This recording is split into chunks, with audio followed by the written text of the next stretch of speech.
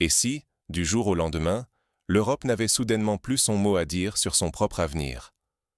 Imaginez, sur le sol européen, l'avenir du continent se discute, sans la moindre voix européenne à la table.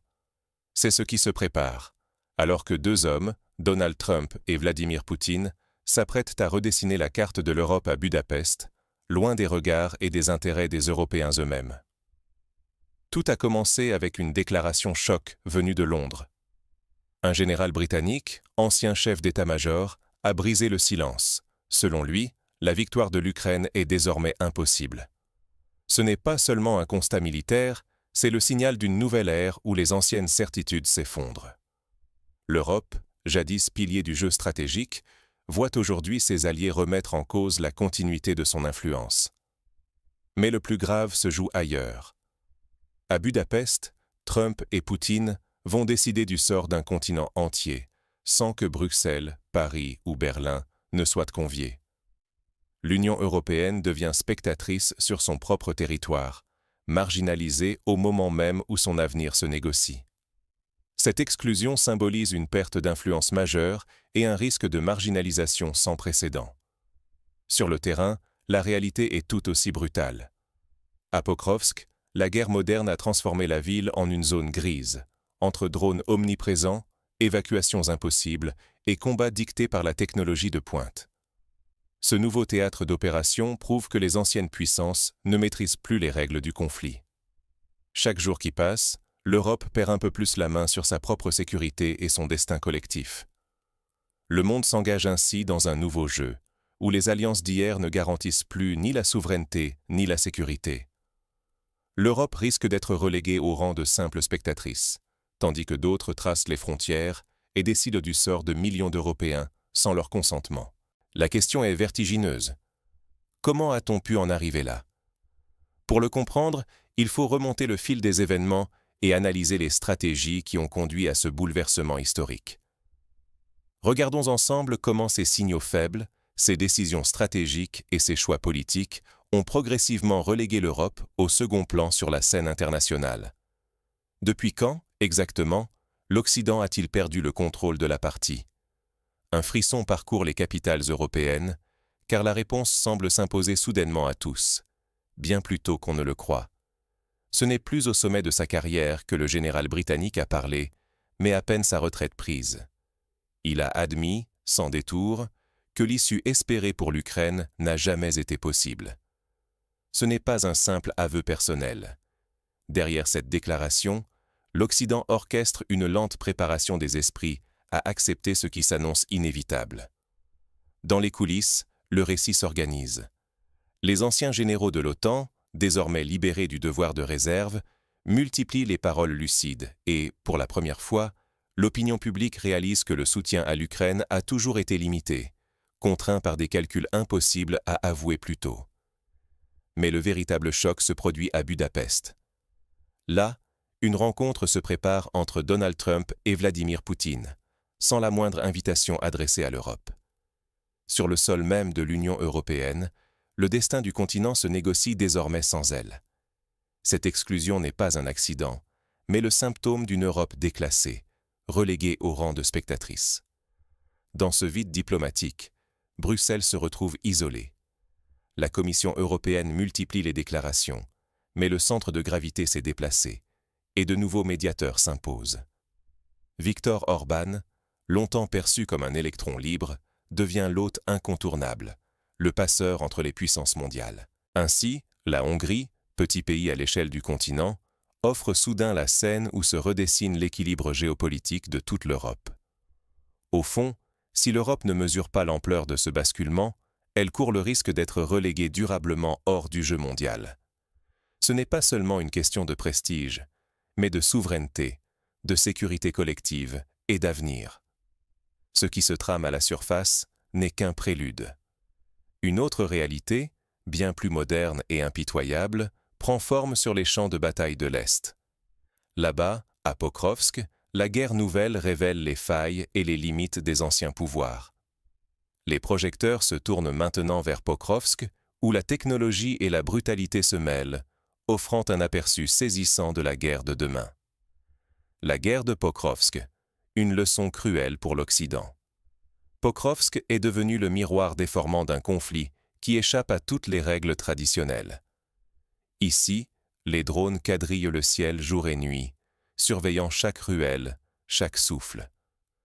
La technologie transforme la ville en une cage, rendant toute évacuation presque suicidaire.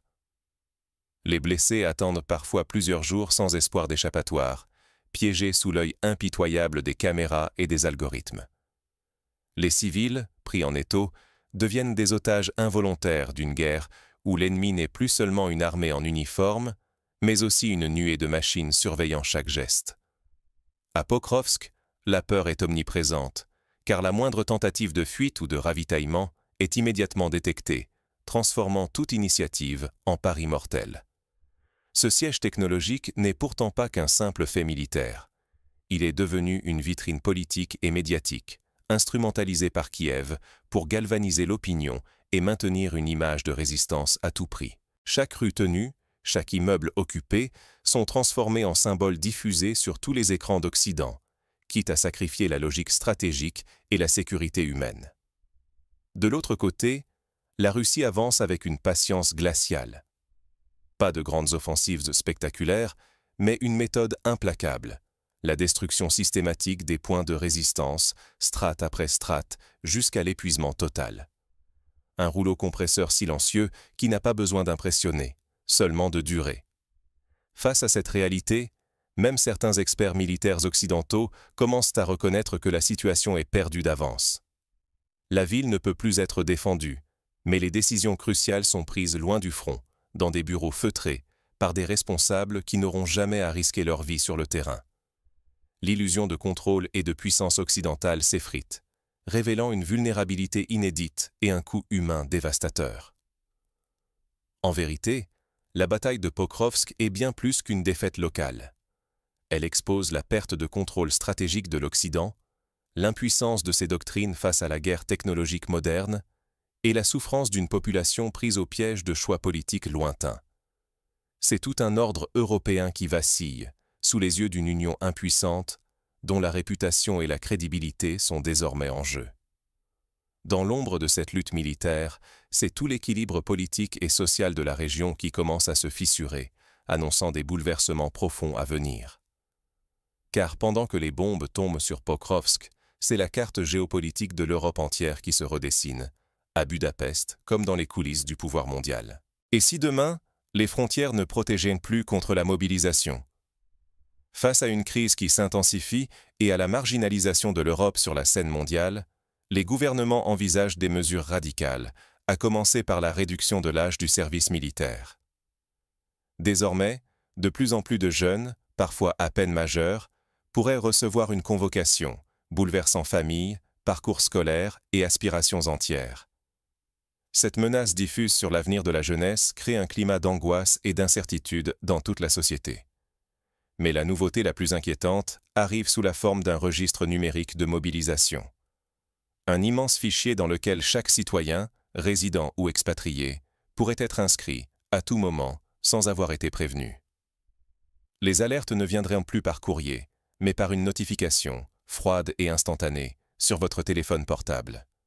L'ombre d'une mobilisation totale plane désormais sur toute la population, rendant l'évasion presque illusoire. Loin d'en rester à des débats nationaux, la question s'étend à l'échelle européenne. Bruxelles évoque déjà la création d'accords bilatéraux pour faciliter la coopération en matière de mobilisation, ciblant tout particulièrement les diasporas. Quitter son pays ne suffirait plus. Même à l'étranger, un citoyen pourrait être sommé de revenir, sous la pression d'accords administratifs transfrontaliers ou de sanctions économiques. Imaginons maintenant les scénarios de mobilisation. D'abord, le rappel classique, l'appel des réservistes, connu et redouté. Ensuite, la seconde vague, plus intrusive, la traque numérique, où l'algorithme repère les absents et déclenche des blocages bancaires automatiques. Le troisième scénario, la coordination européenne, où chaque État signataire livre ses ressortissants à leur pays d'origine. Enfin, le plus extrême, la mobilisation systémique, où la distinction entre civils et militaires disparaît et où les mesures d'exception deviennent la norme au quotidien. Un glissement insidieux se produit. Ce qui relevait hier de l'exception devient aujourd'hui routine administrative. L'État normalise l'urgence, anesthésie la vigilance collective et transforme la privation de liberté en simple formalité. Peu à peu, la société s'habitue à vivre sous la menace d'être appelée n'importe quand, n'importe où. La levée progressive des garde-fous parlementaires fait peser un risque immense. Rappel de citoyens de l'étranger, militarisation croissante de la société et surtout, perte de contrôle démocratique. Pourtant, ces évolutions ne sont pas des fatalités. Elles s'inscrivent dans une vague plus large, un bouleversement global qui dépasse les seules lois nationales. Car pendant que l'État adapte ses outils, une mutation du rapport au pouvoir et à la sécurité se joue à l'échelle mondiale. Ce basculement silencieux ne concerne pas uniquement la mobilisation. Il révèle la fragilité des anciennes certitudes européennes et annonce une ère où le pouvoir change de camp, souvent sans que nous en ayons conscience. Que faire quand le terrain de jeu géopolitique change sous nos pieds? Face à ce séisme invisible, chacun se demande « Que pouvons-nous concrètement faire pour ne pas devenir de simples spectateurs de notre propre avenir ?» La première étape, c'est de s'informer de manière indépendante. N'acceptez jamais un récit officiel sans le remettre en question. Les élites politiques et médiatiques cherchent souvent à minimiser ou à détourner l'attention des véritables enjeux. Osez chercher des sources variées, confronter les points de vue et refuser la pensée unique. Apprenez à repérer les signaux faibles, ces petits indices qui annoncent de grandes transformations. Une réunion inattendue à Budapest, une déclaration d'un général britannique, l'apparition de nouvelles alliances technologiques ou diplomatiques. Autant de signes avant-coureurs à ne pas ignorer. S'entraîner à décoder ces messages, c'est déjà se préparer. Repenser l'influence et la souveraineté, ce n'est plus uniquement l'affaire des dirigeants. À l'ère numérique, chaque citoyen détient une part de pouvoir. L'influence naît aussi dans les réseaux sociaux, dans le débat public, dans les initiatives communautaires. Comprendre cela, c'est reprendre possession d'une partie de la souveraineté collective. Laisser l'ignorance ou le fatalisme guider nos réactions, c'est accepter de subir des décisions prises ailleurs, sans voix ni recours. Or, chaque citoyen européen a le droit et la responsabilité de comprendre pour anticiper, d'analyser pour ne pas être pris au dépourvu. La géopolitique n'est plus un jeu d'experts. Ses conséquences nous concernent tous, directement. C'est le moment d'ouvrir la discussion, d'écouter d'autres perspectives, de questionner ce que nous prenons pour acquis. Car c'est collectivement, dans la confrontation des analyses et la diversité des regards, que se construit une vraie résilience démocratique. Mais concrètement, comment chacun d'entre nous peut-il se préparer à l'inattendu et s'impliquer dans ce nouvel ordre mondial qui se dessine? Explorons des pistes d'action simples et puissantes. Le futur de l'Europe s'écrit sans elle. Et vous, dans quelle mesure êtes-vous prêt à y prendre part? Alors que sur le territoire même de l'Union, les grandes puissances redéfinissent l'ordre mondial sans la moindre consultation européenne, une évidence s'impose. Nous sommes à la croisée des chemins. L'Europe, autrefois au centre de la table, se voit reléguée au rôle de spectatrice alors que les nouveaux maîtres du jeu négocient son avenir à huis clos. Pokrovsk, avec ses blessés abandonnés des jours entiers sous le regard permanent des drones, n'est plus seulement un théâtre de guerre, c'est un symbole. Celui d'une modernité brutale où la technologie et la stratégie s'unissent pour bouleverser les règles, tandis que le vieux continent hésite, hésite encore, et semble perdre pied face à l'inédit. À Budapest, la rencontre entre Donald Trump et Vladimir Poutine ne sera pas un simple événement diplomatique. C'est un acte fondateur d'une nouvelle ère, orchestrée sans la voix européenne. Derrière les poignées de main et les sourires se joue la place même de l'Europe dans le monde, sa souveraineté, sa sécurité, sa capacité à peser sur le cours des choses.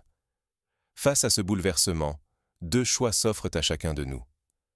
Rester de simples spectateurs, assis devant nos écrans à observer une partie qui se joue sans nous, ou bien devenir des acteurs informés, exigeants, capables de questionner, de comprendre et d'influencer les enjeux qui détermineront notre avenir collectif.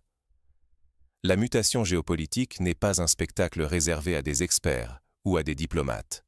Elle concerne nos vies, notre économie, nos libertés, le destin de nos familles. Refuser la résignation, c'est d'abord s'approprier l'information, croiser les récits, débattre, exiger des réponses claires de celles et ceux qui prétendent encore parler en notre nom. C'est pourquoi je vous invite à partager votre point de vue.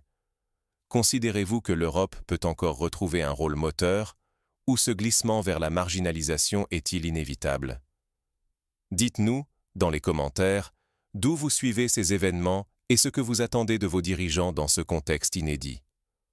Ne sous-estimons jamais le poids d'une opinion publique informée et active. Ce sont souvent les citoyens qui, par leur vigilance et leurs exigences, remettent du mouvement là où les élites semblent figées. Le futur de l'Europe se construit chaque jour, y compris dans ces moments de bascule que beaucoup préfèrent ignorer. Alors, allez-vous simplement regarder le continent perdre la main, ou déciderez-vous de prendre part à la réflexion, à l'action, à la défense de ce qui vous tient à cœur? La balle est dans votre camp. À vous de jouer.